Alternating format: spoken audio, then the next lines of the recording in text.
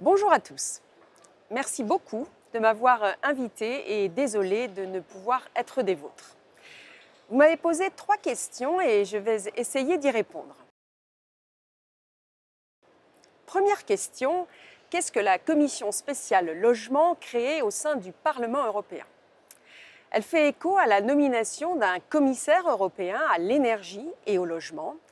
Elle travaille en collaboration avec une task force européenne qui compte notamment la Banque européenne d'investissement. Cette Banque européenne d'investissement qui travaille à la création d'une plateforme pan-européenne d'accès au financement européen, une sorte de guichet unique. Cette commission spéciale est composée de 33 députés européens issus des différents groupes politiques et des différents États membres. Elle est présidée par une collègue italienne et son objectif est triple.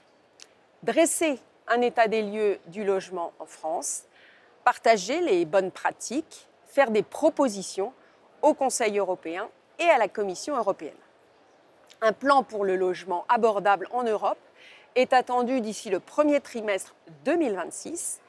Et donc pour nourrir ces travaux, la Commission organise un cycle d'auditions qui couvre l'ensemble des thématiques liées au logement.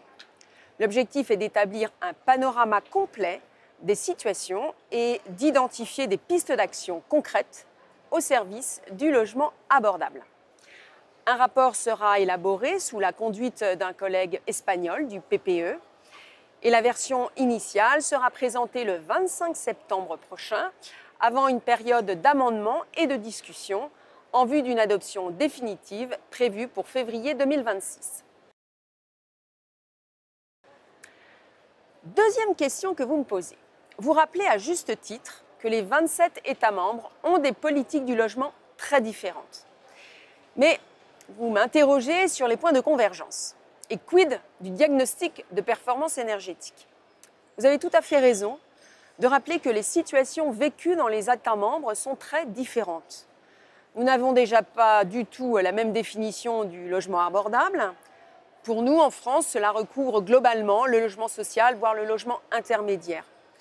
Certains de nos voisins raisonnent plutôt en revenus des ménages et en taux d'effort.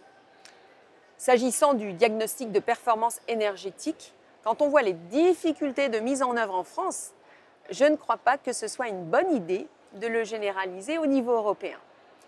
Sachez que nous avons également des débats sur le bien fondé de la directive sur la performance énergétique des bâtiments et sa transposition dans les États membres, notamment en France. Mais je serai preneuse de votre avis. Enfin, vous me posez la question des risques que l'Europe se mêle de la réglementation sur le logement social ou privé, avec la tentation pour les uns ou les autres de dire « ce n'est pas moi, c'est l'Europe ». Et oui, tout à fait.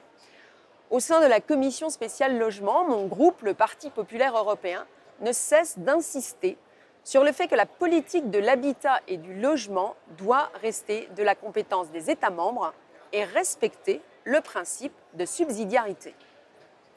Et en effet, il ne faudrait pas que la France se défausse de ses propres responsabilités en la matière. Notre responsabilité est aussi d'encourager des solutions concrètes, garantir à chacun un accès à un logement abordable, favoriser l'accession à la propriété, donner aux organismes de logement les moyens d'agir, soutenir l'innovation dans le secteur de la construction et faciliter l'accès au logement pour les jeunes, les familles et l'adapter au vieillissement. C'est bien au gouvernement, à l'écoute des acteurs dont vous faites partie, de créer les conditions favorables, en particulier à l'investissement locatif. Un rapport sénatorial fait des propositions sur le statut du bailleur privé. J'imagine que vous en avez pris connaissance. Là aussi, ce serait intéressant de recueillir votre analyse. En espérant avoir répondu à vos questions, sachez que je reste à votre disposition. Je vous souhaite un excellent congrès.